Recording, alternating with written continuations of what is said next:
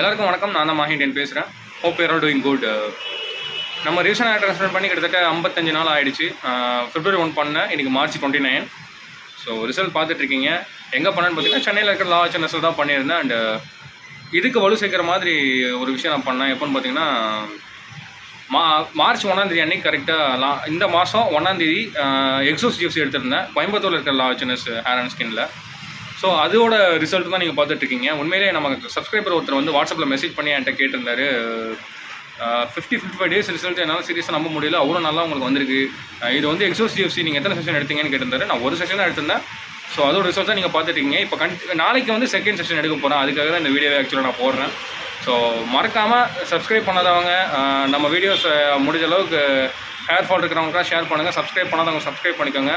சின்ன ஒரு விஷயத்தில் கூட உங்களுடைய ஹேர் ஃபால் ப்ராப்ளம்க்கு என்னால் ஐடியா கொடுக்க முடியும். அதை சரி பண்ணுறதுக்கு அதுக்கான ட்ரீட்மெண்ட் ரூட் காஸை வந்து நம்மளால் கண்டுபிடிக்க முடியும்.